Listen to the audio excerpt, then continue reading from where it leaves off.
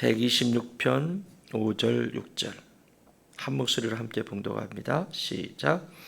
눈물을 흘리며 씨를 뿌리는 자는 기쁨으로 거두리로다.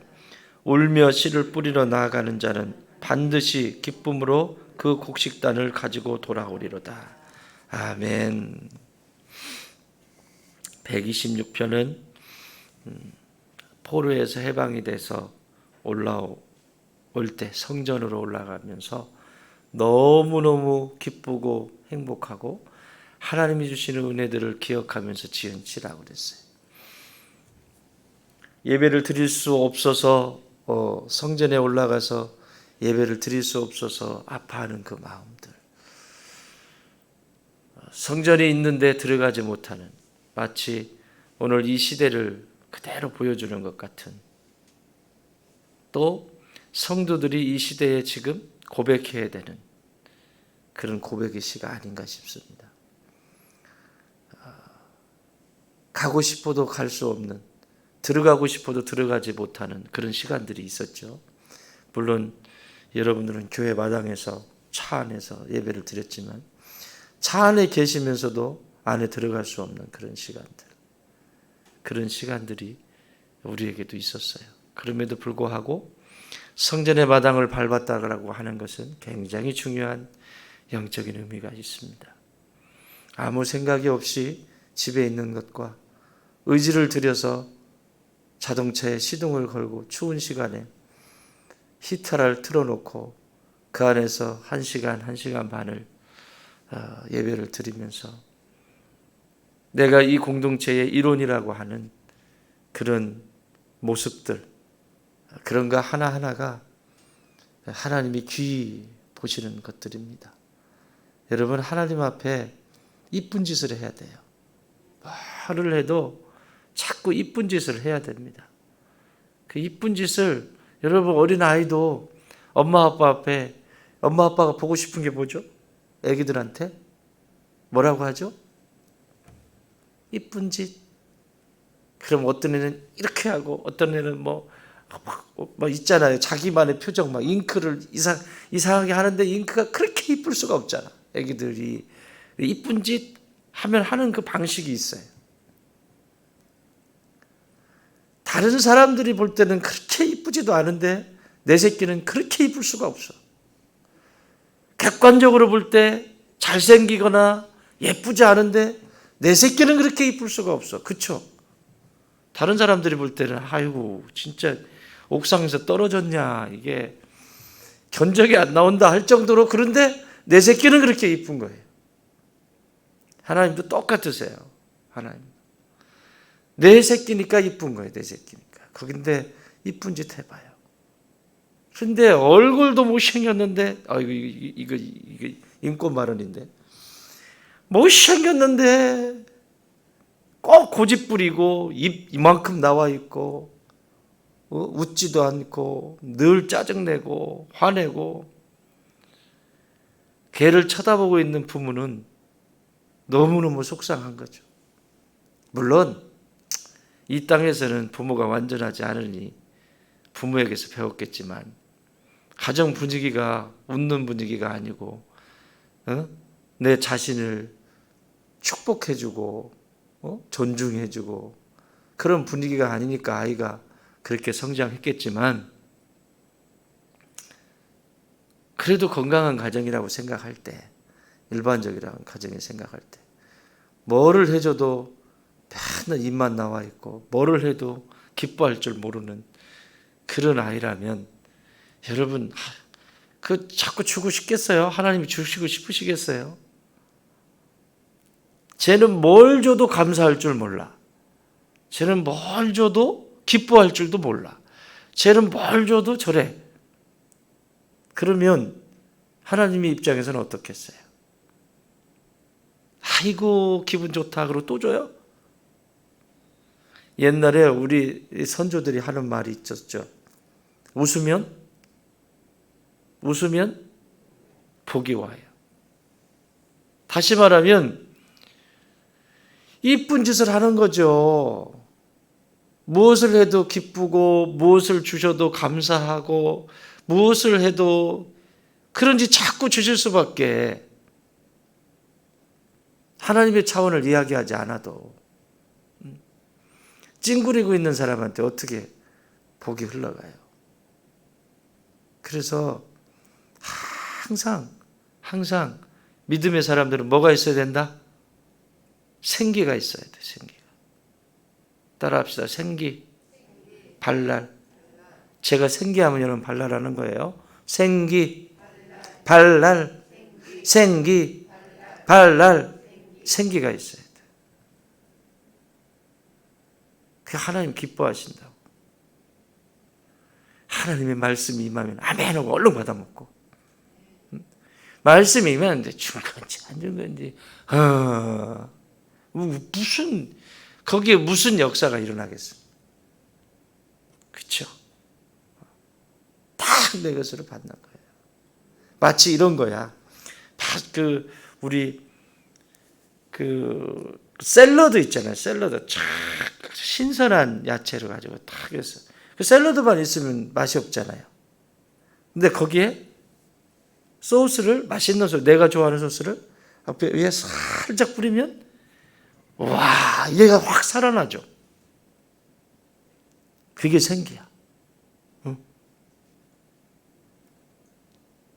그러다가 시들어버리는 야채가 있고 그것이 막 살아나가지고 언제 여기 있었냐는 듯이 싹 사라져 먹어가지고 에너지가 되는, 힘이 되는 거죠. 성전을 올라가는 바벨론에서 포로로 귀환해서 성전으로 올라가면서 그 성전을 바라보고 기도했던 사람들, 그 기도했던 사람들의 눈에는 이 성전을 보는 것이 꿈결 같고, 여기에 들어가서 예배를 드릴 수 있다는 것이 이게 꿈이냐 생시냐 막 기뻐가지고 이러는 장면을 어저께 보신 것처럼 오늘도 또 그래요. 눈물을 흘리며 씨를 뿌리는 자는 기쁨으로 거두리로다. 그러니까 눈물을 흘려봤잖아요. 그렇죠? 바벨론에서 70년 동안 포로로 있으면서 이 예루살렘 성전에 대한 그 눈물을 흘려봤잖아요. 다니엘을 대표적으로 얘기했지 않습니까? 하루에 3번씩 죽을 수 있는, 죽어요. 알아요. 그 시세 많은 사람들, 질투하는 그 사람들이 왕에게 조서를 받죠. 왕 말고 절하는 자, 그런 자들이 있으면 전부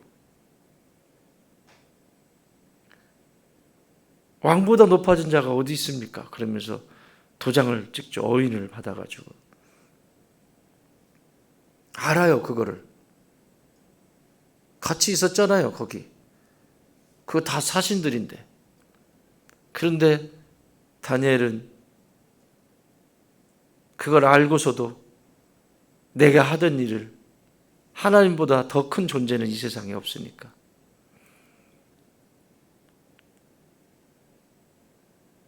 어김없이 그 일을 계속 하잖아요. 누가? 생명까지 걸고 하는 겁니다. 그건 단순한 얘기가 아니에요. 하루 3번. 우리가 하루 3번 알람이 울리는데 생명까지는 걸지 않잖아요. 근데 그 습관이 드리는데 그렇게 쉽지가 않잖아요. 그래도 그 한 번 울릴 때마다 주님 사랑해요. 혹은 주여 제게 은혜를 주소서 고백하잖아요. 속으로 되뇌이지 않습니까?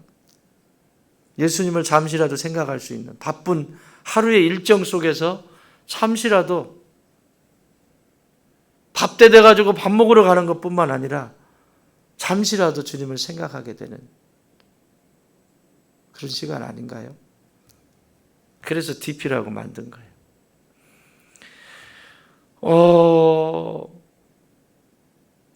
그걸 알면서도 그랬다고. 그렇게 눈물을 흘리면서 다른 사람들도 그 예루살렘을 향한 그 성전이 언제 돌아가서 우리가 저곳에서 예배를 드릴 수 있을까?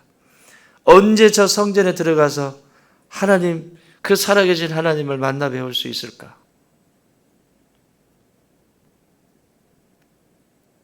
그 눈물로 씨를 뿌립니다. 그리고 드디어 오늘 그 열매를 보는 거예요. 씨를 뿌리는 자는 기쁨으로 거두리로다. 눈물이 기쁨이 되는 축복이죠. 또 6절도 울며 씨를 뿌리러 나가는 자는 반드시 기쁨으로 그 곡식단을 가지고 돌아오리라. 결과를 가져온다는 거예요. 뭘로? 기쁨으로. 그걸 지금 이분들은 체험하고 있잖아요. 여러분, 우리에게도 그것이 체험돼야죠. 똑같은 거예요. 이 성경에 기록되어 있는 이런 체험들이 우리 안에 체험이 많으면 많을수록 능력이 나타나게 되어 있어요. 말씀이 살아서 능력이 돼요. 왜? 말씀이 말씀으로 끝나는 사람이 있고 말씀이 살아서 움직이는 사람의 그 차이는 뭐냐면 그 말씀이 내 삶에 적용이 되기 시작할 때, 말씀에 순종이 되기 시작할 때 능력이 나타나게 되어 있는 거예요. 말씀이 수천독을 했어도 그 말씀 한 절이 내 삶과 상관이 없는 것은 아무런 능력이 없습니다. 그 말씀 한 절을 붙들고 씨름해 본 사람만, 기도의 자리에서 씨름해 본 사람만 이 기쁨의 그 결과를 누릴 수 있게 되는 겁니다.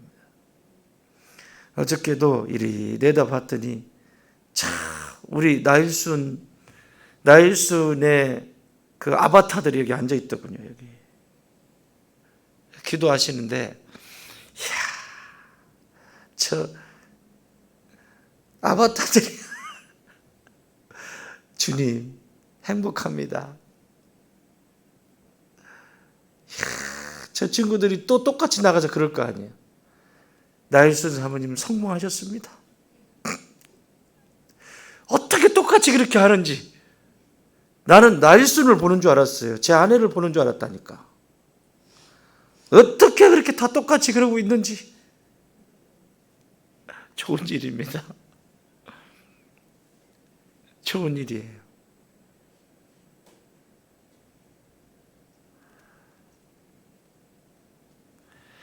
그렇게 기도하면서 그 기도의 열매들을 경험해보면 그 기쁨이 뭔지를 바꿀 수 있을까요? 바꿀 수 없어요. 세상에 어떤 것과 바꿀 수 없어요. 하늘의 기쁨은 세상이 주는 그 어떤 기쁨과 어떤 것과도 바꿀 수가 없어요. 이걸 맨날 얘기해도 체험을 하지 않으면 몰라요. 눈물의 씨를 뿌려보지 않았기 때문에.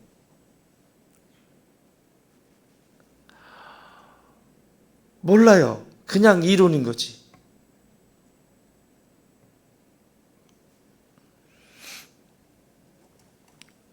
물속에 예수님이 그 광풍 가운데 걸어오시는 예수님을 만나잖아요, 제자들이.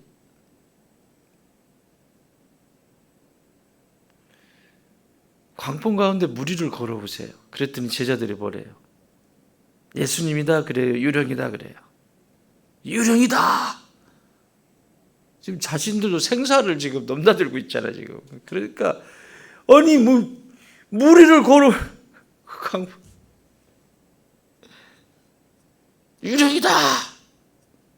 근데 점점 가까우는데, 주님이시다!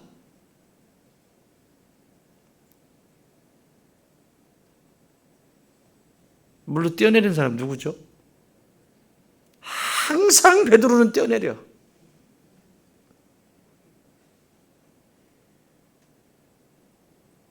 사랑하는 여러분, 뛰어내리시는 분들이 되십시오. 그래서 수제자야. 그래서 예수님이 자꾸 일을 맡기는 거예요.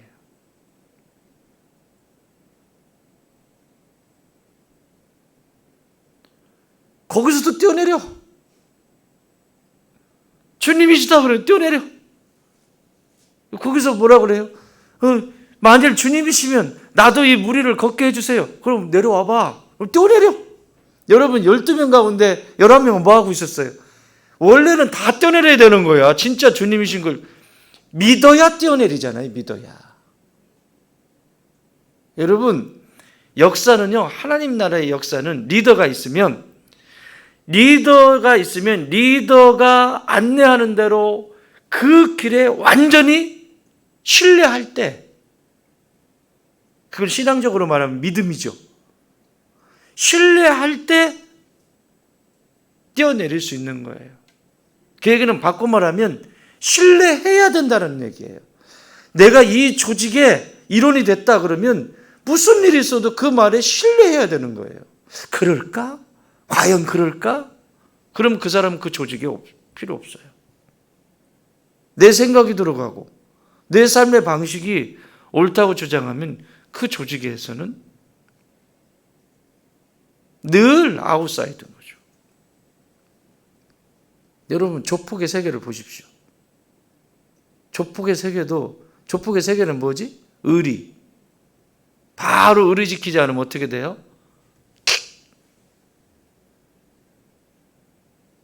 일사불란하게 무엇이든지 착착착착 움직이는 걸 보면, 하나님이 일을 하실 때 손과 발이 맞을 때 보면 뛰어내리는 사람들을 통해서 하세요. 나머지 11명은 뭐 하고 있었어요? 사실일까? 그 11명 한번 생각해 보세요. 11명 가운데 내가 있으면 안 돼. 글쎄. 또 어떤 사람은 굳이 나는 뛰어내리지는 않겠어. 주님이시면 주님이신 거지 뭐. 내가 뭐 뛰어내기까지 해. 또 어떤 사람은 주님 아니면 어떡해. 이 10%는 물에. 여러분 그 단순한 얘기가 아니에요. 우리가 보고 지나가지만 그 사실이거든. 사실이라고. 성경의 모든 일은 다 사실이에요. 그게 무슨 허무맹랑한 얘기가 아니라고. 사실이라고, 사실.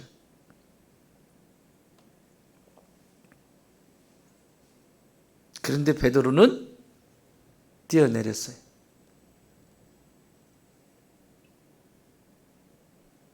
주님이시면 나를 이 물에 걸을 수 있게 해주세요. 그래?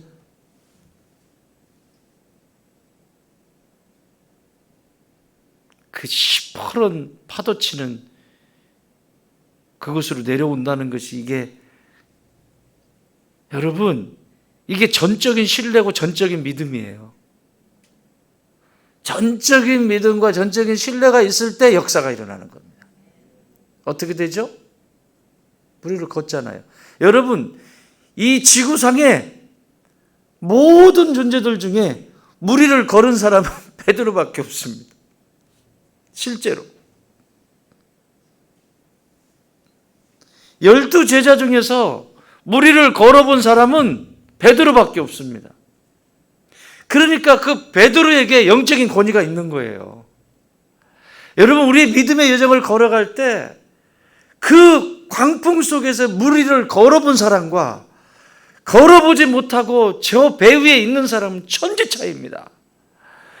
신앙의 여정 속에서 역경이 있고 어려움이 있을 때 믿음으로 무리를 걸어본 사람, 여러분 그 광풍은 세상 아닙니까? 그 바다는 세상이에요. 그 파도치는 미친 바람이 세상이라고. 그 미친 바람, 내가 죽을 것 같고 끝난 것 같고 내 사업이 망한 것 같고 내 건강이 끝난 것 같고 내가 의지하였던 것들을 다 잃어버리고 아무것도 없는 것 같은, 의지할 수 있는 것이 아무것도 없는, 배 위는 의지할 수 있는 존재가 11명이나 있다니까. 여전히 내가 의지할 수 있는 게 11개나 있다고. 그런데 여기는 오직 누구만 있어요? 딱 한 분. 예수님 한 분밖에 없습니다.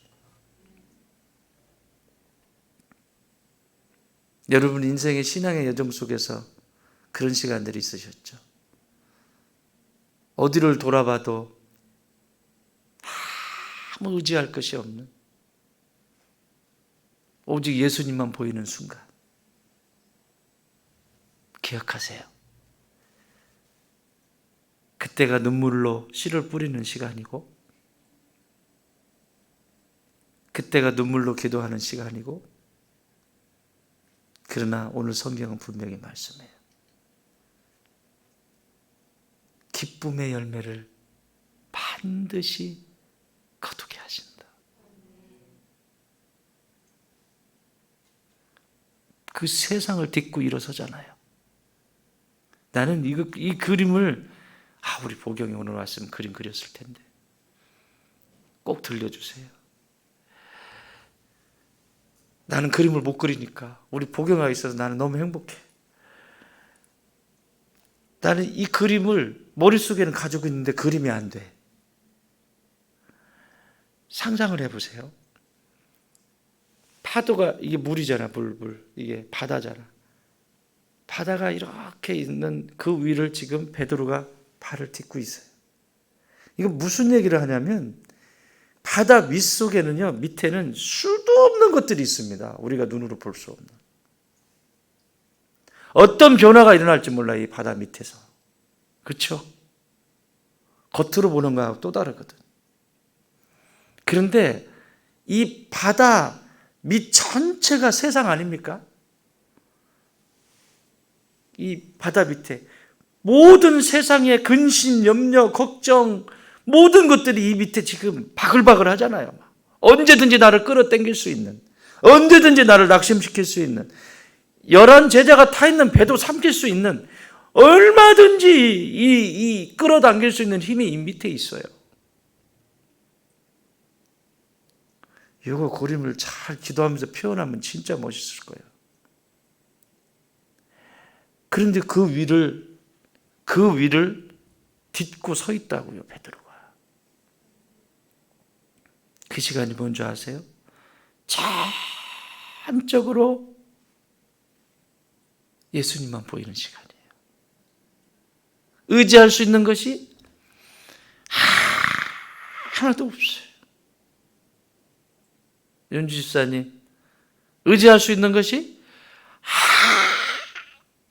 하나도 없어요. 그렇지. 그때가 무리를 걷는 시간이에요.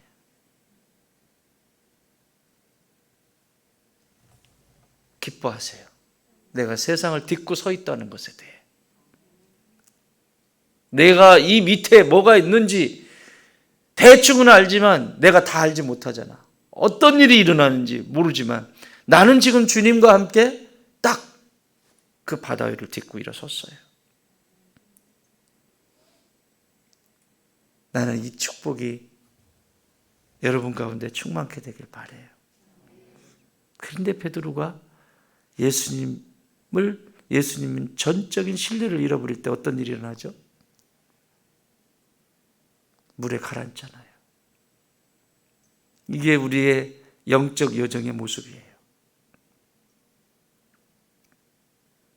예수님만 볼 때는 뛰어내려서 무리를 걷고 그 예수님처럼 똑같이 서서 당당하게 서 있었는데,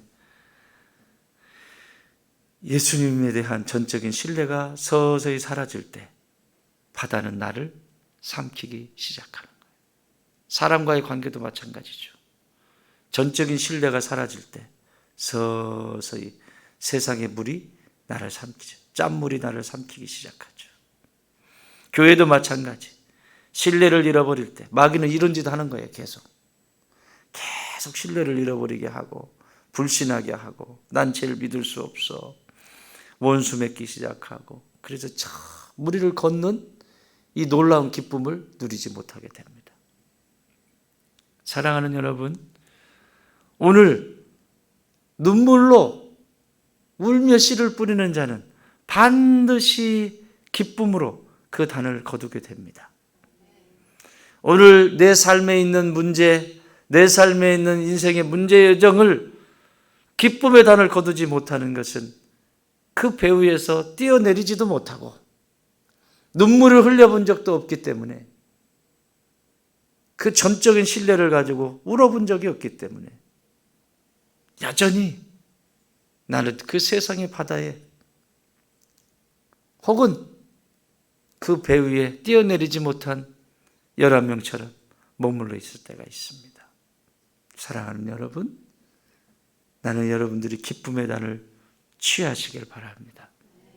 그러려면 오늘의 눈물의 기도가 내일의 기쁨이 되는 것을 꼭 믿으시고 주님만 바라보고 주님만을 향해서 함께 무리를 걷는, 함께 무리를 걸어가는 그 그림의 완성을 짓는, 그렇죠? 나는 그 그림이 미완성이라고 생각해. 함께 무리를 주님 손 붙들고 걸어가는 축복의 여정이 되시기를 주님의 이름으로 축원합니다.